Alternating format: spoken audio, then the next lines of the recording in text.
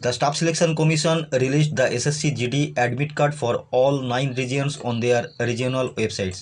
অর্থাৎ staff selection কমিশনের তরফ থেকে এসএসসি জিডি পদের জন্য যারা অনলাইন অ্যাপ্লিকেশন করেছিলে তাদের জন্য অ্যাডমিট কার্ড ডাউনলোড করার অপশান ওয়েবসাইটে ছাড়া হয়েছে 9টা রিজিয়নের ভিত্তিতে।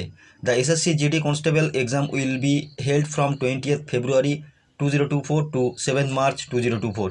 অর্থাৎ এসএসসি জিডি কনস্টেবল পদের জন্য যারা অনলাইনে অ্যাপ্লিকেশন করেছিলে তাদের জন্য পরীক্ষা শুরু হবে 20th February থেকে 7th March পর্যন্ত।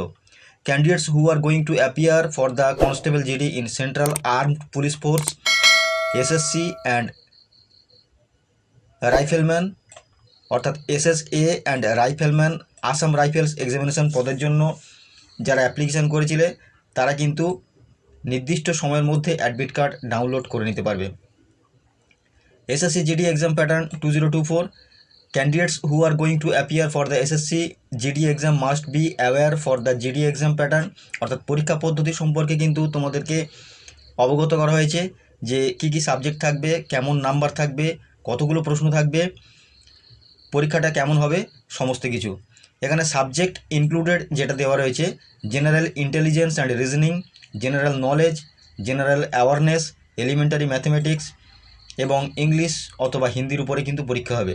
ফুল মার্কস থাকবে 160, marking for correct answer 2 marks অর্থাৎ প্রত্যেকটা প্রশ্নের উপরে কিন্তু 2 নম্বর থাকবে। নেগেটিভ মার্কিং 0.25 মার্কস অর্থাৎ 4টে ভুল উত্তরের জন্য 1 নম্বর কেটে নেওয়া হবে। এক্সাম ডিউরেশন 60 মিনিট অর্থাৎ 1 ঘন্টার জন্য এটা পরীক্ষা হবে। Exam mode online MCQ based অর্থাৎ এমসিকিউ টাইপের প্রশ্ন হবে অনলাইনে কিন্তু অর্থাৎ কম্পিউটার বেসড টেস্ট দিতে হবে। সাবজেক্ট এখানে জেনারেল ইন্টেলিজেন্স অ্যান্ড রিজনিংয়ের উপরে 20টা প্রশ্ন থাকবে 40 নম্বরের, জেনারেল নলেজ অ্যান্ড জেনারেল অ্যাওয়ারনেসের উপরে থাকবে 20টা প্রশ্ন 40 নম্বরের, এলিমেন্টারি ম্যাথমেটিক্সের উপরে 20টা প্রশ্ন 40 নম্বরের, ইংলিশ অথবা হিন্দি সাবজেক্টের উপরে 20টা প্রশ্ন থাকবে 40 নম্বরের।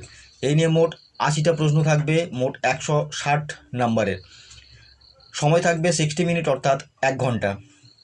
এসএসসি জিডি এক্সাম সেন্টার অর্থাৎ এখানে বিভিন্ন সেন্টার উল্লেখ করা হয়েছে রিজিওনাল অর্থাৎ region basis.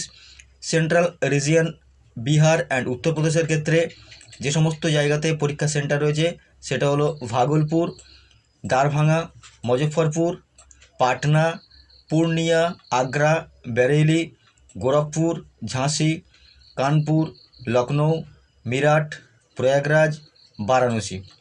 Eastern region Andaman and Nicobar island, Jharkhand, Odisha, Sikkim and West বেঙ্গলের জন্য যে সমস্ত পরীক্ষার সেন্টার রয়েছে সেটা পোর্ট ব্লেয়ার, রাঁচি, বালাসোর, বহরমপুর ওড়িশা, ভুবনেশ্বর, কটক, ঢেনকানাল, রাউরকেলা, সম্বলপুর, গ্যাংটক, হুগলি, কলকাতা, শিলিগুড়ি অর্থাৎ ইস্টার্ন রিজিয়নের ক্ষেত্রে কিন্তু এই সমস্ত পরীক্ষা সেন্টার রয়েছে।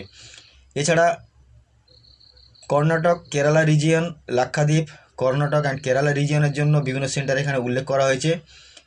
Madhya Pradesh sub region, Chhattisgarh and মধ্যপ্রদেশের জন্য এখানে বিভিন্ন সেন্টার উল্লেখ করা হয়েছে। ডেসক্রিপশন বক্সে লিঙ্ক দেওয়া থাকবে, ওখান থেকে কিন্তু সরাসরি তোমরা এই নোটিফিকেশানটাকে ডিটেলসে পড়ে নিতে পারবে।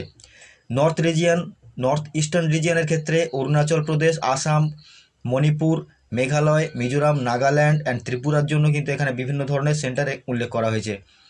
Northern region Delhi, Rajasthan and উত্তরাখণ্ডের জন্য কিন্তু কিছু কিছু সেন্টার এখানে উল্লেখ করা হয়েছে।